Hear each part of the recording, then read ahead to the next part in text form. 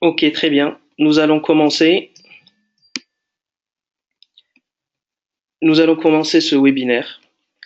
Donc, merci à tous d'être là et bienvenue pour ce webinaire Optimiser la gestion de vos actifs software. Euh, donc, merci à toutes les personnes qui sont connectées. Euh, il y aura certainement d'autres personnes qui se connecteront tout au long de ce webinaire. Nous allons partager en fait ce webinaire sur YouTube euh, à partir de demain et donc on vous enverra le lien URL si vous voulez partager ça avec les personnes qui seraient susceptibles d'être intéressées. Donc on a des personnes qui sont connectées de la France et du Maroc. Alors bienvenue et nous allons commencer. Je vais commencer par me présenter. Je suis Ismail Bargash, expert en IT Asset Management. Je suis aussi membre de l'IAITAM, qui est l'Association internationale des IT Asset Managers, et fondateur de la société ICMA Conseil en 2013, euh, qui est une société spécialisée dans le software asset management. Notre vision, c'est que le SAM, le software asset management, va se développer de plus en plus dans les pays francophones, qui ont un léger retard par rapport aux pays anglo-saxons. Et donc, notre objectif, c'est de s'imposer comme un acteur majeur sur ce sujet en France et en Afrique du Nord. L'objectif de ce webinaire, c'est notre premier webinaire. Donc, l'objectif, c'est de vous donner un tour d'horizon à 360 degrés sur le software asset management. L'intérêt, c'est que vous puissiez avoir, enfin, on l'espère en tout cas, que vous puissiez avoir les clés pour appréhender ce sujet au sein de vos organisations respectives et pouvoir vous poser les bonnes questions dans le cadre de la mise en place d'une activité SAM dans une organisation. Alors, nous allons certainement organiser d'autres webinaires à l'avenir qui traiteront des sujets bien spécifiques. Et donc, l'idée, c'est que ces sujets-là seront donc traités de manière plus approfondie dans des webinaires, dans les webinaires à venir.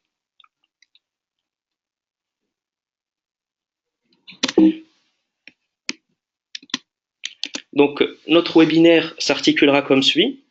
On va commencer par définir ce que c'est que le software asset management, la définition du SAM et les enjeux du SAM. Ensuite, nous verrons des éléments de contexte sur le SAM, des éléments chronologiques sur l'évolution du SAM, mais aussi euh, le contexte d'aujourd'hui, les difficultés que rencontrent les entreprises et les DSI face à l'absence d'une gestion proactive des licences logicielles. Ensuite, nous verrons les niveaux de maturité SAM. Nous présenterons notre démarche de software asset management, la démarche de ICMA Conseil. Nous aborderons les différents axes que constitue le SAM, donc qui constituent le SAM, pardon, l'organisation, les processus, les outils. On récapitulera enfin les bénéfices du SAM. On traitera les adhérences entre l'ITSM et l'ITAM, donc l'IT Service Management et l'IT Asset Management. Et puis enfin, si on a le temps, on dira deux mots sur le SAM et le cloud. Quels sont les impacts du cloud sur le SAM? Le SAM à l'ère du cloud. Euh, enfin, j'essaierai de laisser 5-10 minutes pour vos questions que vous pouvez m'envoyer par chat. Euh, donc j'essaierai d'y répondre et si jamais on n'a pas trop le temps, euh, je vous enverrai un mail à tous les participants avec les réponses aux questions qui n'ont pas été traitées. Voilà. Donc, qu'est-ce que le software asset management? Alors, la définition la plus connue, la plus courante, c'est la définition d'ITIL. Le SAM se définit comme un ensemble de compétences, de processus, d'organisation, d'outils, ayant pour but de gérer, de contrôler, de protéger les actifs logiciels de l'entreprise, et ce, pendant tout le cycle de vie du logiciel. c'est-à-dire de l'acquisition du logiciel jusqu'à son décommissionnement au niveau du contrat. Alors, une fois qu'on a dit ça, ça sous-entend que le software asset management va nécessiter la mise en place d'une activité, de plusieurs activités qui vont rentrer en,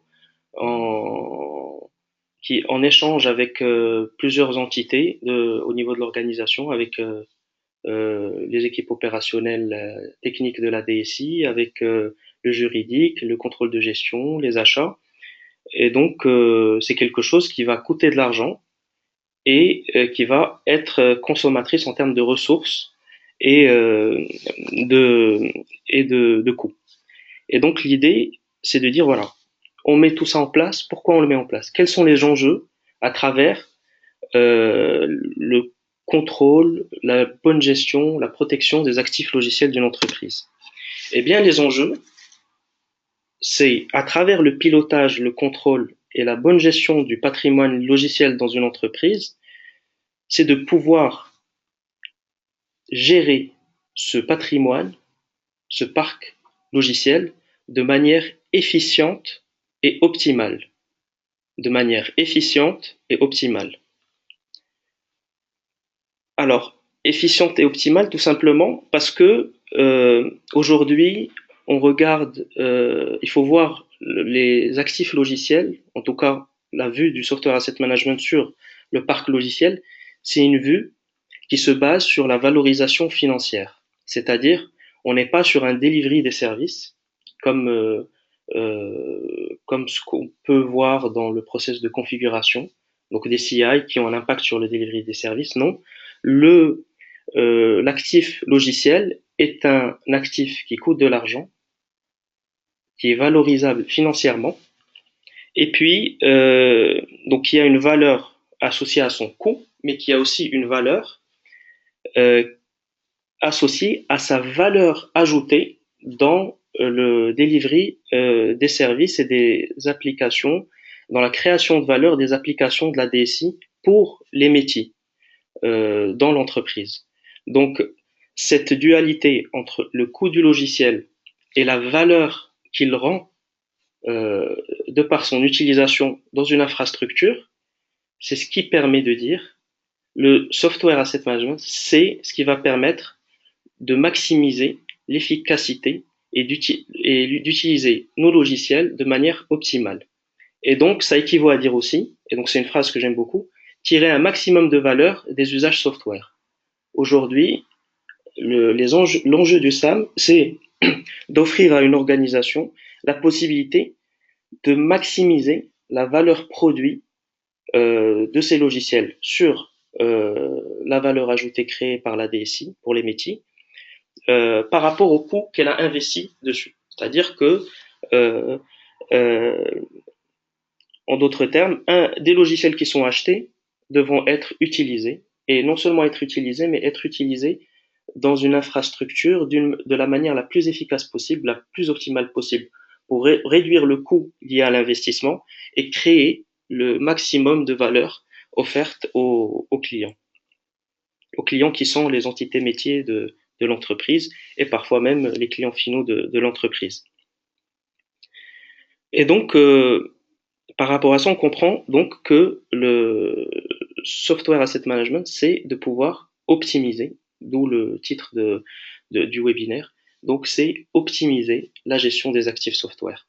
Euh, Optimiser ces actifs, c'est-à-dire que faire attention à ne pas acheter des logiciels que l'on ne consomme pas, c'est un cas, et ne pas utiliser aussi des logiciels qu'on n'a pas achetés et qui pourraient entraîner une non-conformité.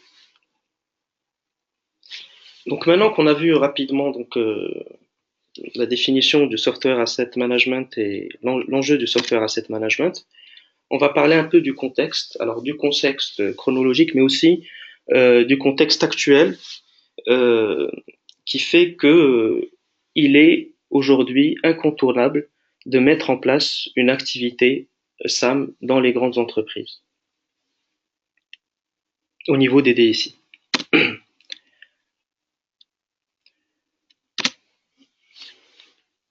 Donc, par rapport aux éléments de contexte, alors, on voit un homme des cavernes, mais je vous rassure, le SAM existe depuis, voilà, depuis les années 2000.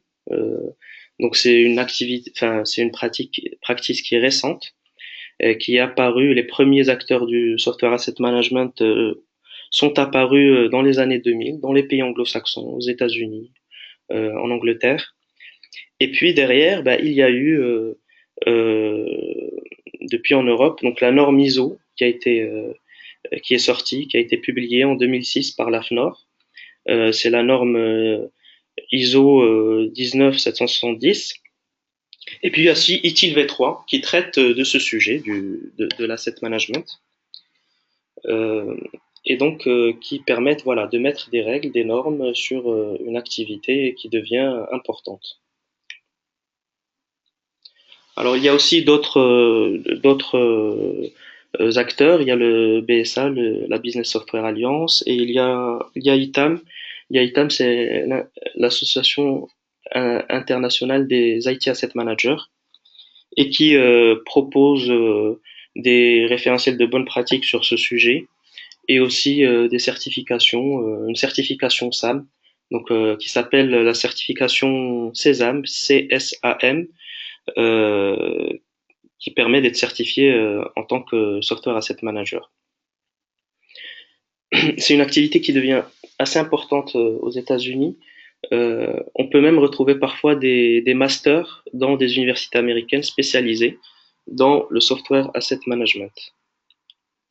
Alors pourquoi le SAM est si important? Ben déjà, il faut avoir à l'esprit que le SAM, c'est un sous-ensemble de l'ITAM. L'ITAM, l'IT Asset Management, qui est la gestion des actifs IT. Dans l'ITAM, on a le AM, le SAM et le MAM. Alors, le AM, c'est le Hardware Asset Management. C'est tout ce qui est serveur, les machines, les postes de travail, par exemple, les serveurs dans les data centers, les équipements réseau, les switches, les routeurs, les load balancers, les baies de disques qui permettent le stockage, ce qui est SAN, châssis, etc. Le MAM, c'est les tablettes, les smartphones, euh, les PDA pour les calls bleus qui sont parfois itinérants, et puis le software asset management. Et contrairement à donc le software asset management est voilà et la ce qui ressort le plus de l'IT asset management. Pourquoi? Eh bien, tout simplement, premièrement, c'est parce que le SAM euh, constitue aujourd'hui 30% du budget IT des entreprises. C'est-à-dire, dans le budget d'une DSI, le SAM représente 30% de ce budget-là, ce qui est assez conséquent. Et étant donné le contexte de pression budgétaire sur les DSI, on remarque clairement que c'est un élément, un angle d'attaque intéressant pour rationaliser les dépenses IT. En plus de ça, et c'est ce qu'on a vu, le logiciel, contrairement au hardware ou au mobile device, c'est quelque chose d'immatériel. C'est immatériel et avec la virtualisation, la démocratisation de la virtualisation aujourd'hui, c'est non seulement immatériel, mais c'est aussi volatile. Aujourd'hui, un produit qui est installé sur une virtuelle machine, qui peut se déplacer sur plusieurs machines physiques, consommer différentes ressources sur des socles physiques différents, devient difficilement contrôlable, difficile à tracer et donc difficile à valoriser. Donc ça, c'est une première complexité au niveau du SAM qui n'existe pas dans les autres. Un serveur, par exemple, physique, euh, soit on l'achète en fonds propres, il y a un coût lié au serveur, et puis il y a un coût de maintenance où on l'achète en mode leasing, et donc là il y a un loyer qui passe en OPEX, et puis la maintenance associée. Et puis un coût résiduel. Mais là, on est vraiment sur une notion immatérielle d'un logiciel sur lequel on doit appliquer des licences. Et justement, pour appliquer les licences, il faut valoriser ces logiciels. Et pour les valoriser, il faut maîtriser les règles de licensing, qui sont aujourd'hui de plus en plus multiples, de plus en plus complexes, et qui changent assez souvent. Sur le même produit, peut changer de règles selon les versions. Et on se retrouve donc face à une complexité importante en termes de valorisation de ces logiciels qui se promènent sur nos infrastructures hautement virtualisées aujourd'hui. Donc il y a ces facteurs qui rendent la tâche difficile au DSI. Et puis il y a d'autres facteurs qui sont par exemple la décentralisation des processus achats dans les grands groupes, ce qui rend compliqué le suivi de tous les achats logiciels. Il y a aussi parfois la croissance d'activité qui entraîne des projets assez urgents et où on privilégie l'opérationnel et donc la régularisation ou l'achat de licence vient en second plan. Et puis on a aussi les machines, la puissance des machines qui évolue. Et donc pour les machines qui sont indexées sur les règles pardon de licensing, les métriques qui sont indexées sur les caractéristiques intrinsèques des machines font qu'aujourd'hui les coûts software peuvent fortement évoluer d'un lors de la migration d'un serveur physique à un autre, c'est-à-dire le même produit, le même logiciel installé sur le même logiciel installé sur deux serveurs physiques différents peut avoir un coût complètement différent en termes de licence.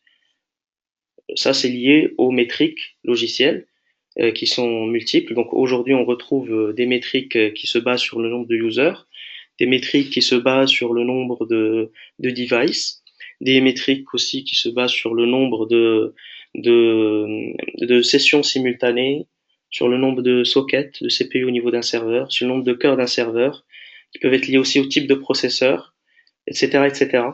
Et même une métrique est calculée différemment d'un éditeur à un autre. Un produit peut être acheté sous différentes métriques. Donc cette complexité, avec tous les éléments qu'on vient de lister, rend la tâche difficile et met forcément, en l'absence d'activité SAM, d'une gestion euh, proactive des licences logicielles, mais forcément l'entreprise en non-conformité logicielle. Aujourd'hui, il y a une dernière étude d'IDC pour le compte de Flexera qui montre que 85% des sociétés sont en non-conformité sur une partie non négligeable de leur parc logiciel. Aussi, une étude qui est un peu plus ancienne du BSA de 2011 montre que 37% des logiciels utilisés sont piratés en France. Donc là, on voit bien que il y a non seulement une non-conformité liée à l'usage excessif, mais qui peut être aussi liée à l'absence enfin, à une non-conformité juridique et légale. Et donc face à ça, les éditeurs, pardon, se sont organisés et étant donné un certain nombre de facteurs, à un moment donné, il y a eu une baisse de vente sur le marché du logiciel. Eh bien, ils se sont organisés et ils ont mis en place des cellules chargées de la conformité logicielle. Aujourd'hui, chaque grand éditeur a des services dédiés à la conformité logicielle qui vont auditer régulièrement leurs clients pour s'assurer que la conformité logicielle est respectée. Et de ce fait, on se retrouve devant un business aujourd'hui, il faut le dire, qui génère un chiffre d'affaires assez important dans le résultat de ces éditeurs. Donc face à ça et face à ces risques de non-conformité, eh bien, il faut que les entreprises aujourd'hui mettre face à ça des cellules spécialisées dans le software asset management pour maîtriser, mettre du contrôle et régler les problèmes de non-conformité ou même de surlicensing parfois. Parce que lorsqu'on ne sait pas ce qu'on utilise, eh bien, on peut avoir aussi tendance à acheter plus que ce qu'il ne faut. Et donc, en revenant à cette multiplication des audits éditeurs, alors on a quelques chiffres qui proviennent de l'enquête publiée par le SIGREF en 2013. Alors, dans l'enquête, les entreprises qui ont été sondées euh, sur les audits qu'ils ont eus sur la période 2009-2013. Dans les résultats, 57% des entreprises sondées ont eu un audit IBM entre 2009 et 2013. 51% pour Microsoft, 45% pour Oracle, 45% pour SAP. Et donc l'un n'empêche pas l'autre, c'est-à-dire qu'une entreprise peut avoir eu un audit à la fois IBM, Microsoft et Oracle entre 2009 et 2013. Donc quand on voit les statistiques, forcément sur cette période, toutes les entreprises ont eu au moins un audit d'un grand éditeur. Et donc là, on est vraiment sur une réalité qui est en tout cas présente en France et je pense qu'il va se multiplier même en Afrique du Nord parce qu'on a des entreprises qui commencent à atteindre une taille critique en termes d'infrastructure IT. Et donc face à ça, il faut s'organiser, il faut mettre en place une activité SAM qui puisse améliorer la performance et réduire ses risques. Donc là, on va parler, on a vu un peu donc le contexte SAM aujourd'hui, pourquoi il est aujourd'hui indispensable d'avoir une activité SAM dans une entreprise, dans une grande entreprise, au niveau des DSI. Et maintenant, on va voir les différents niveaux de maturité SAM.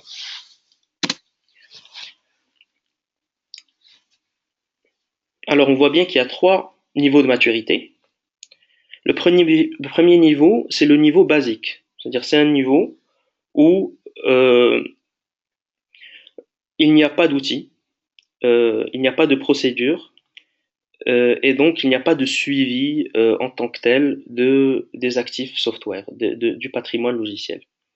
Donc on est en mode réactif, on est dans un mode où bon, il y a un besoin, il y a un projet, on achète des licences, parfois on les achète pas, on oublie ou on n'a pas le temps, on le fera plus tard. Parfois on les achète mais on sait pas très bien valoriser la quantité achetée, donc on achète une quantité sans être sûr que cette quantité suffit ou pas.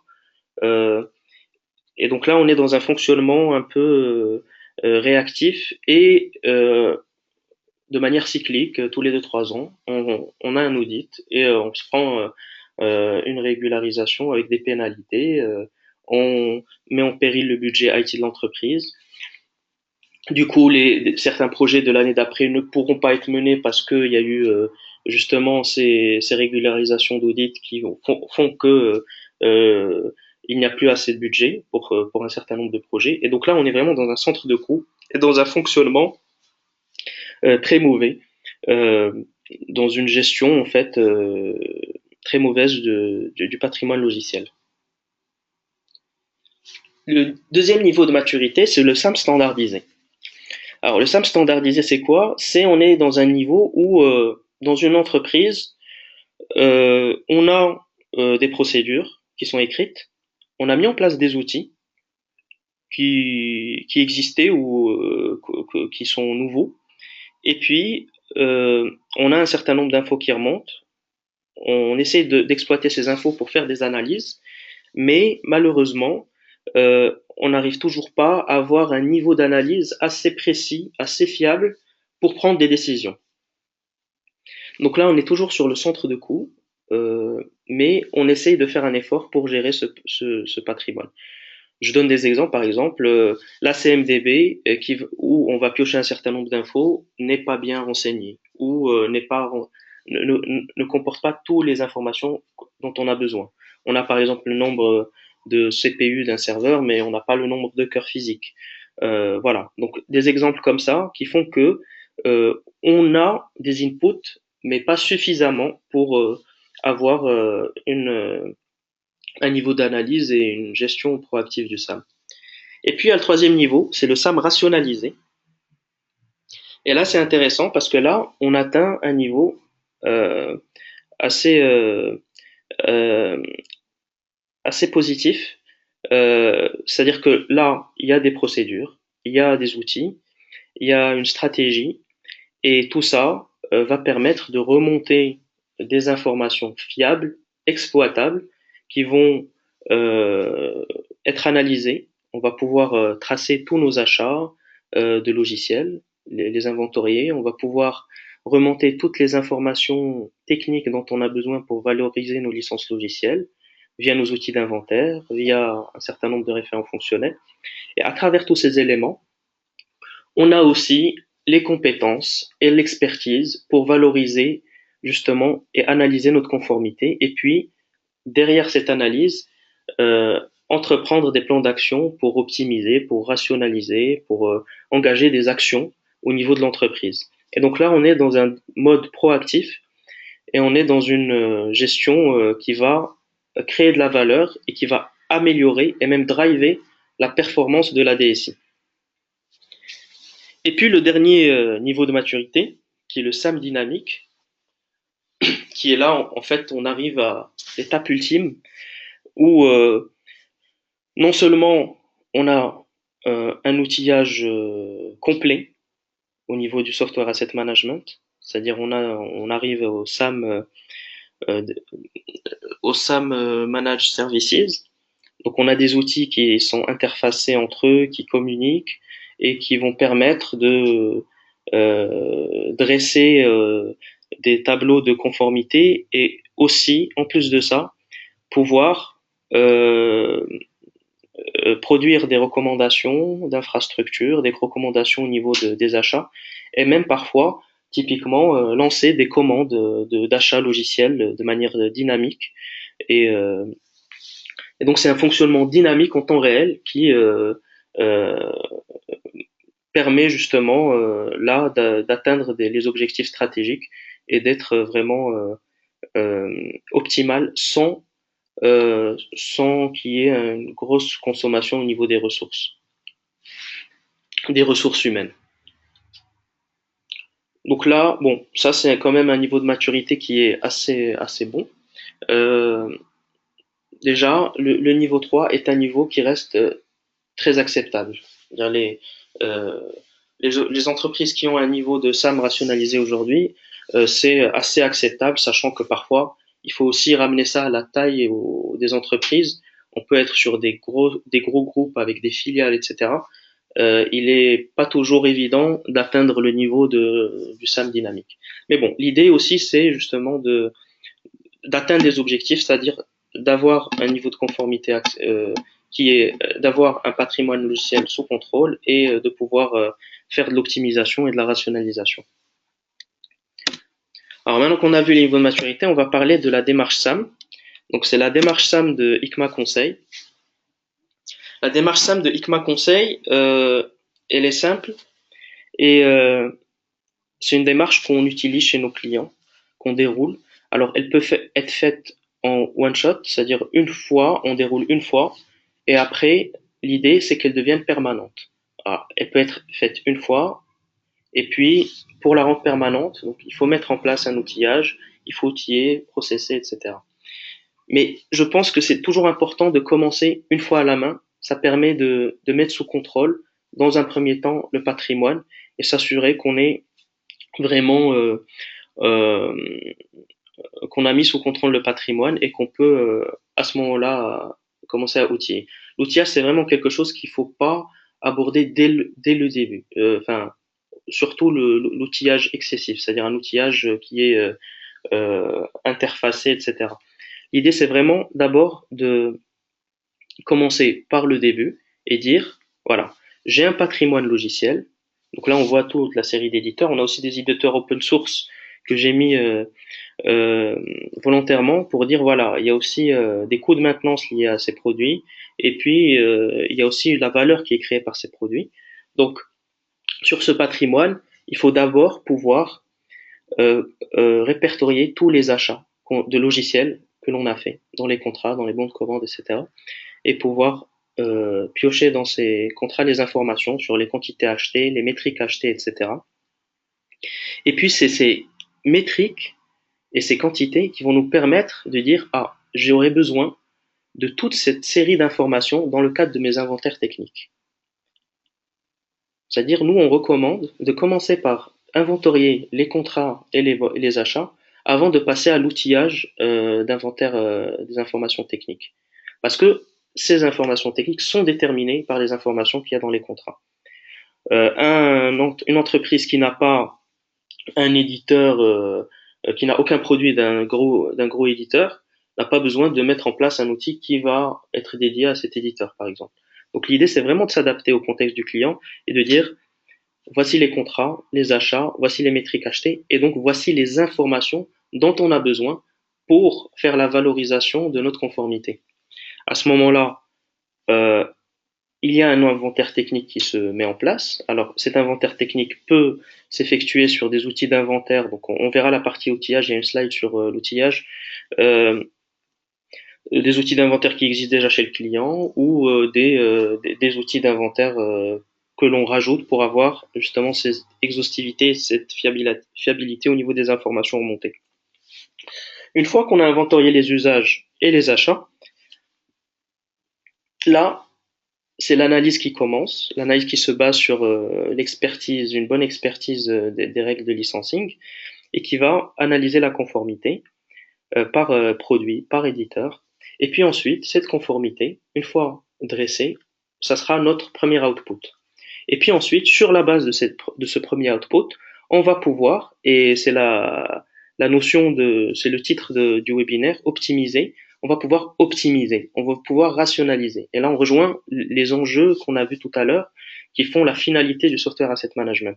C'est-à-dire, à un moment, on a investi, à un moment, on a mis en place des ressources, on a mis en place des processus, des procédures, des outils, et par contre, tout ce qu'on a mis en place va nous servir à un moment donné, va nous servir à ce moment-là, au moment où on a mis sous contrôle notre patrimoine logiciel et où on a pu, à travers cette mise sous contrôle, de valoriser notre conformité, et puis, à partir de là, faire l'optimisation. Alors, des exemples d'optimisation, il y a l'optimisation des usages. Je vais donner deux exemples très simples.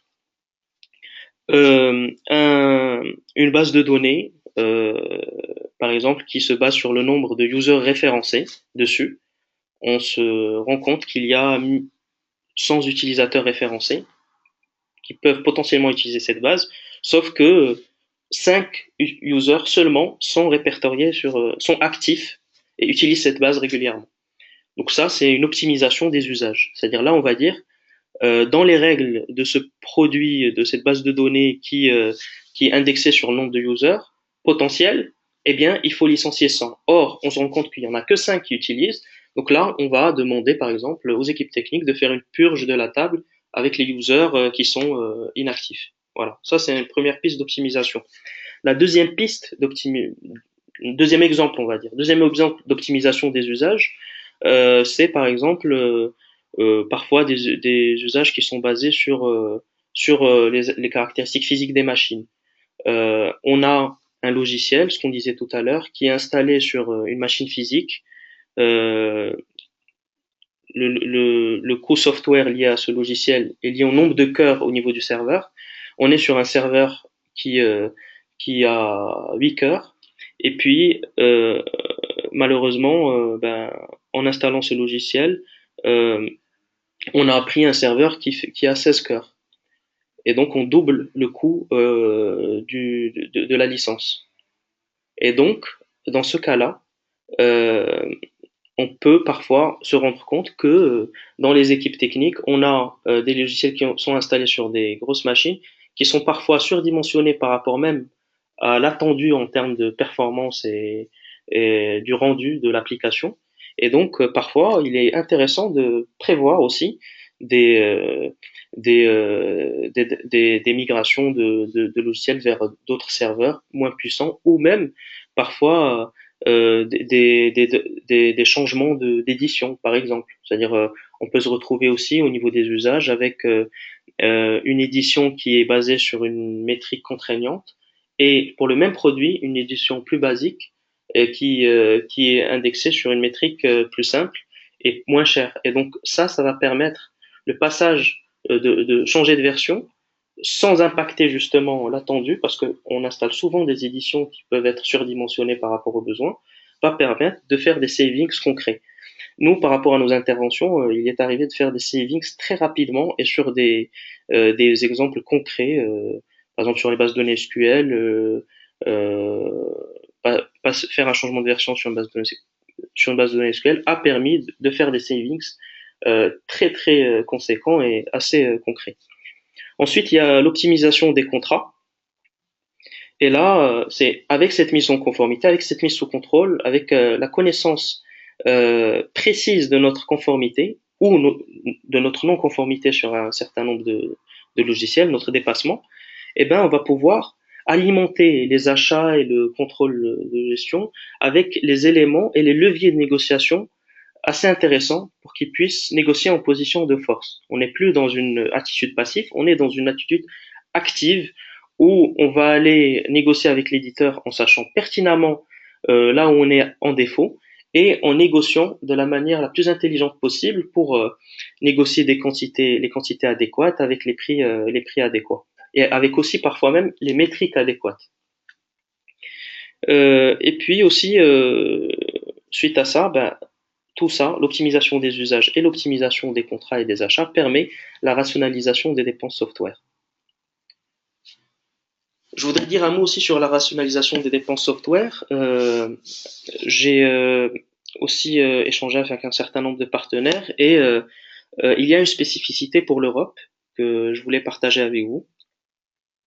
En Europe, il y a eu un arrêté européen de la Cour de justice européenne qui date de 2012, qui autorise la revente de logiciels entre les entreprises dans l'Union européenne. C'est-à-dire qu'une entreprise européenne aujourd'hui, si elle utilise, si elle a des produits d'anciennes versions qu'elle n'utilise plus et qui pourraient être utilisés par une autre entreprise européenne, il y a possibilité de revendre ces produits-là à ces entreprises-là. Et donc aujourd'hui, on a des plateformes qui commencent à naître. On a la plateforme qui s'appelle Soft Corner, qui permettrait justement, qui va constituer un marché du logiciel d'occasion et qui va permettre justement ces échanges et d'optimiser ces stocks logiciels et aussi parfois quand on est en non-conformité sur un produit d'une ancienne version qui n'est même plus commercialisée, pouvoir acheter la version ancienne au lieu d'aller acheter la nouvelle version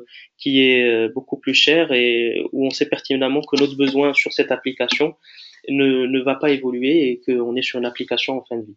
Donc ça peut être une piste intéressante aussi de rationalisation des dépenses et des dépenses logicielles. Il y a juste un bémol à ça, c'est qu'il faut garder à l'esprit que du coup, par rapport à ces ventes et reventes, la maintenance n'est pas reconduite. C'est-à-dire que là, la maintenance c'est à la charge de la personne, de l'entreprise qui achète cette licence. Alors, cette pratique n'est pas valable aux États-Unis. Et du coup, cet arrêté permet aussi de rendre en fait caduques toutes les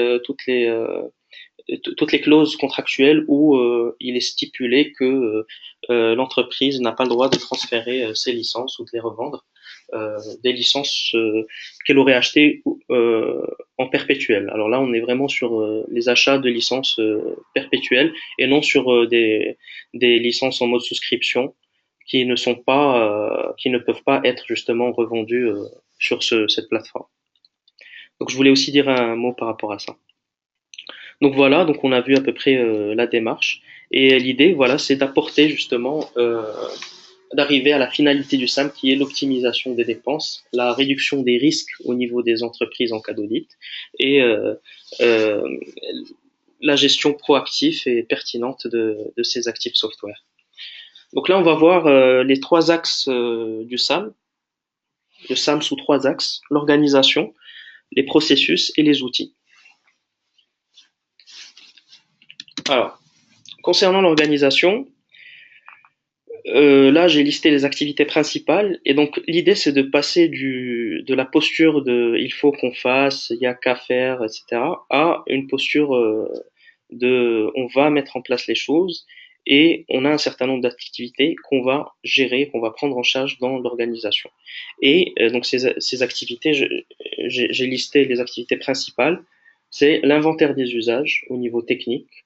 Donc là, c'est une activité assez technique qui va peut-être nécessiter des ressources techniques, solliciter des personnes qui sont dans les équipes techniques et opérationnelles.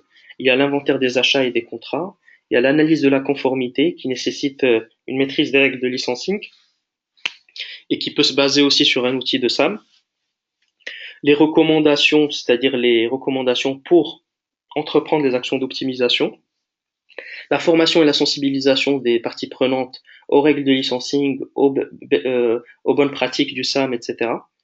Par exemple, les architectes, c'est important que les architectes IT puissent maîtriser ces règles pour pouvoir bien valoriser les licences logicielles dans le cadre d'un projet. Parfois, on a tendance à ne pas mettre l'accent sur ce point parce que on est plus préoccupé par la performance de l'appli, donc on est plus tenté en tant qu'architecte d'aller mettre en place des, un serveur assez performant, assez puissant, mais qui peut avoir justement être surdimensionné par rapport aux besoins et entraîner des coûts software considérables. Et puis une équipe de PMO qui va faire le suivi des actions d'optimisation. Alors, toutes ces activités, elles peuvent être gérées par une ou plusieurs sous-équipes. C'est-à-dire qu'une équipe peut faire à la fois l'inventaire des achats, l'analyse de la conformité et les recommandations et leur suivi. Donc ça dépend des tailles des entreprises. Aujourd'hui, il y a des entreprises où on est vraiment, pour les grandes entreprises, on a vraiment des équipes dédiées à l'inventaire, à l'outillage d'inventaire, des équipes dédiées à l'inventaire des achats, une équipe qui est dédiée à la conformité, qui est elle-même organisée par portefeuille d'éditeurs, etc. Donc ça dépend aussi du volume à traiter, de la taille de l'organisation. On peut se retrouver dans des petites PME, etc., où une personne pourrait suffire pour faire ce travail-là.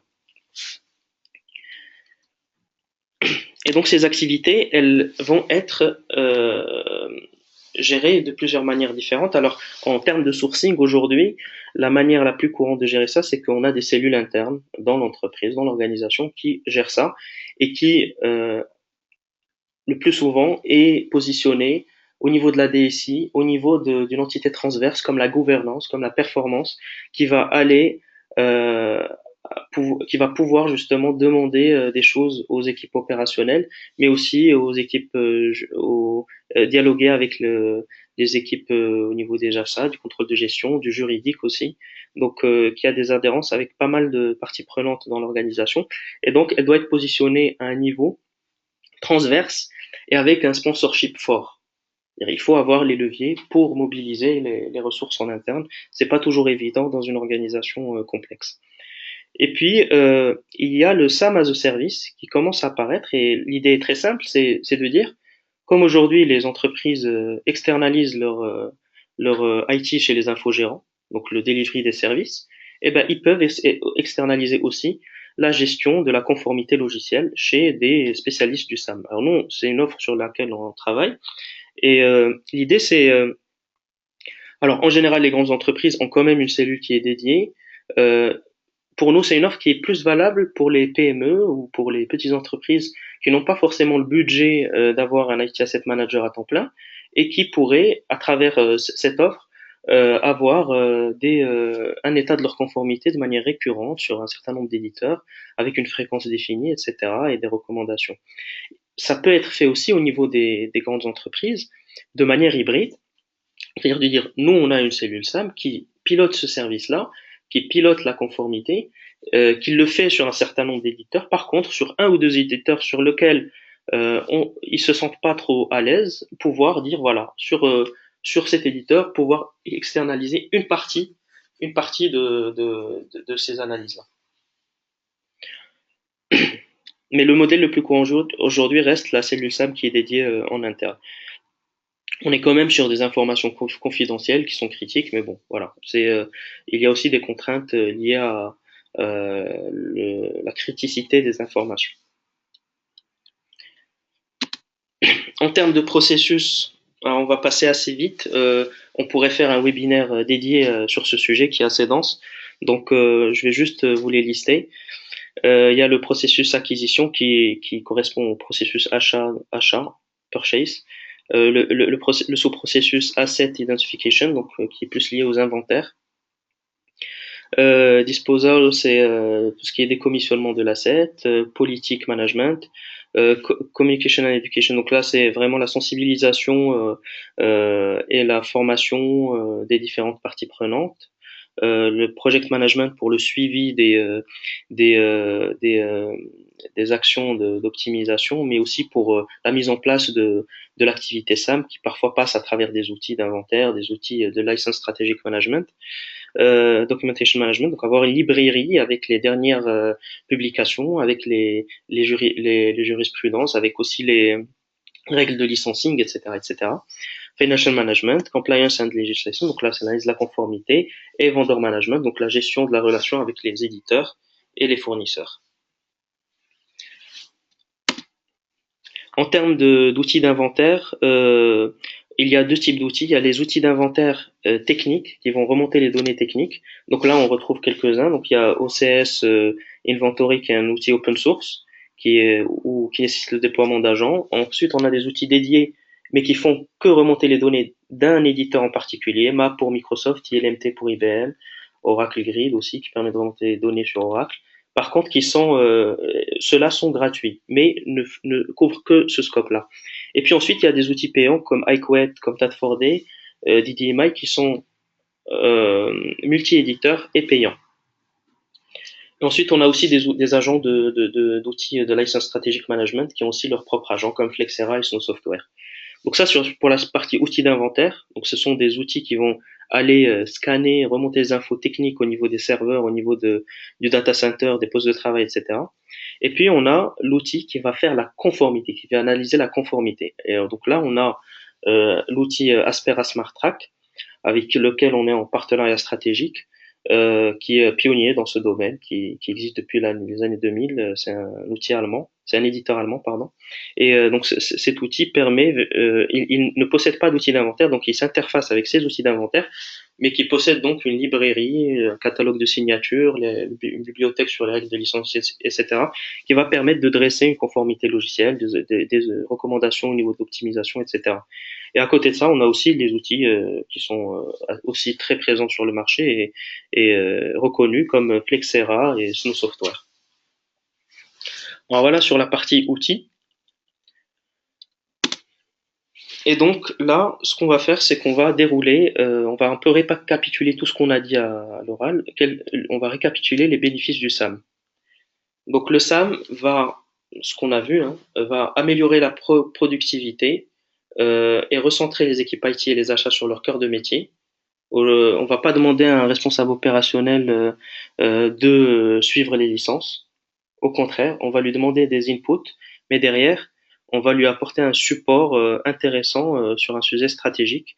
Et donc, ça va leur permettre de se concentrer à ces équipes opérationnelles sur le cœur de métier, sur lequel ils sont objectivés à la base, c'est-à-dire le delivery des services, la stabilité du système d'information et la mise en prod d'applications et de changements. Ensuite, améliorer le pilotage de la relation fournisseur, avoir une position de force avec le fournisseur, parce qu'on maîtrise ce qu'on a, on maîtrise ce qu'on a acheté, on sait quel est l'état de notre conformité, avoir un parc sous contrôle, forcément, disposer de prévoir les coûts et gérer les risques logiciels, donc et d'être proactif, pouvoir prévoir que on est en dépassement, donc il y a un risque si jamais il y a un audit, et bon, c'est quelque chose qui est tracé, qu'on va arbitrer si on fait la régularisation ou pas.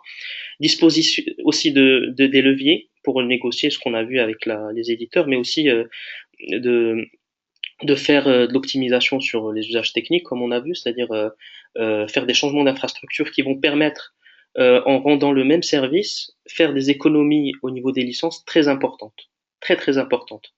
Et puis aussi optimiser les contrats, donc euh, mieux négocier, choisir les bonnes métriques, acheter avec les bonnes quantités. C'est toujours des choses qui peuvent paraître évidentes, mais qui font défaut parfois dans les entreprises.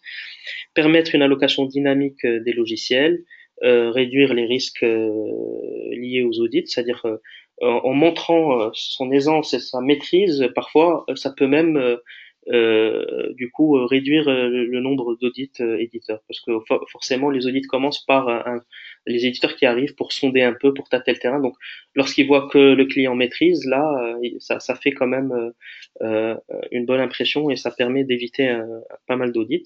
Et puis au final, donc pour résumer ça, ça permet de participer à la gouvernance du SI et de driver la performance de la DSI. Aujourd'hui, le SAM est forcément un pilier de la gouvernance IT qui permet de driver la performance opérationnelle IT.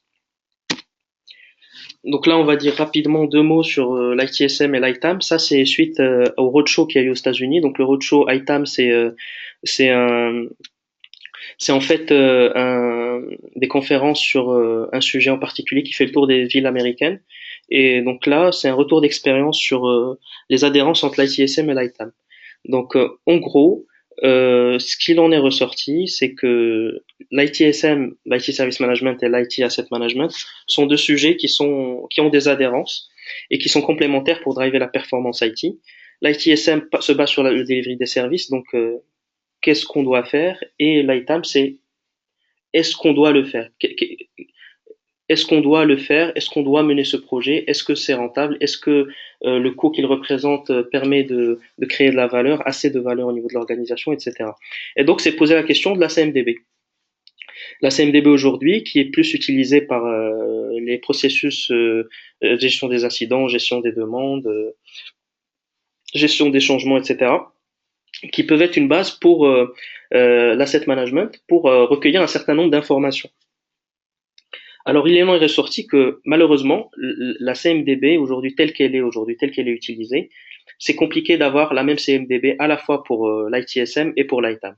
Donc, on reste sur une configuration où il y a une CMDB, où il y a toutes les informations opérationnelles qui parfois constituent un input pour l'IT Asset Management, mais il y a des informations propres à l'IT Asset Management qui ne peuvent pas être sur la CMDB, qui ne le sont pas en tout cas aujourd'hui, comme parfois les contrats, les données achats, les quantités achetées, des informations plus précises sur un certain nombre de données techniques, caractéristiques physiques des matériels, etc. Donc voilà. Donc en gros, les recommandations liées à ce roadshow, c'est de dire aujourd'hui, il faut garder une base de données liée à l'ITSM et une base de données liée à l'ITAM, sachant qu'aujourd'hui, il y a des outils ITSM qui s'appuient sur une CMDB et il va y avoir de plus en plus des outils ITAM, de SAM, qui vont être interfacés avec l'outil ITSM, mais qui sont vraiment deux choses différentes avec des repositories différents, etc. Donc vraiment, on est sur deux mondes qui sont où il y a des adhérences sur l'échange d'informations. Mais on n'est pas sur le même scope d'information. Il y a des informations qui se croisent, mais le scope n'est pas le même et la finalité de l'information n'est pas la même non plus.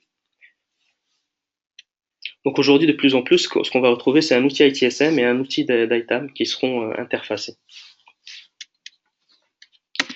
Deux mots pour finir sur le SAM et le cloud.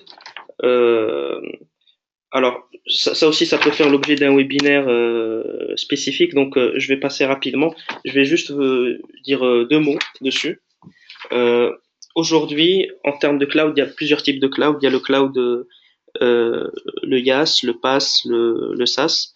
Et donc l'idée, c'est de voir quel est l'impact du cloud sur le software asset management.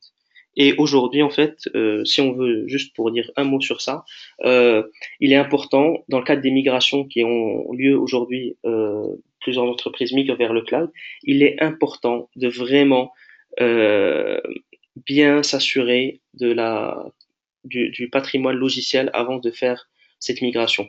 C'est même un critère déterminant pour faire l'arbitrage de ce passage vers le cloud.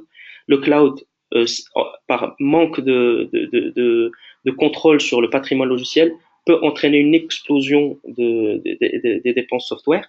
Et à contrario, si jamais on définit, enfin, on arrive à dresser un bon état de conformité logiciel avant le passage au cloud, ça peut nous entraîner à faire des choix qui pourraient même être très rentables ensuite pour l'organisation. Donc le cloud, C'est pas du tout quelque chose qui va à l'encontre du SAM, c'est au contraire, c'est quelque chose qui va rajouter de la complexité. Et donc, les entreprises doivent vraiment s'assurer de cet aspect de software asset management dans le cadre des projets de migration vers le cloud. Et donc, on fera certainement un webinaire dédié sur ce sujet euh, dans un prochain webinaire. Et puis, donc voilà, euh, je pense que le webinaire touche à sa fin. Euh, je, je vous remercie pour votre présence. Alors, je ne sais pas si vous avez des questions. Alors, je suis sur le chat, mais malheureusement, je ne vois aucune question. Donc, en tout cas, je vous remercie. Je vous remercie pour votre présence. Et n'hésitez pas, vous avez mes coordonnées. Je vous enverrai un mail de toute manière pour vous partager avec vous le lien et l'URL sur Internet. Et si jamais vous avez des questions a posteriori, n'hésitez pas à me les envoyer. Je répondrai à toutes vos interrogations. Et on reste aussi disponible si vous avez des besoins sur ce sujet au niveau de vos organisations. Voilà. Donc merci à tous pour votre présence et à bientôt au prochain webinaire. Au revoir.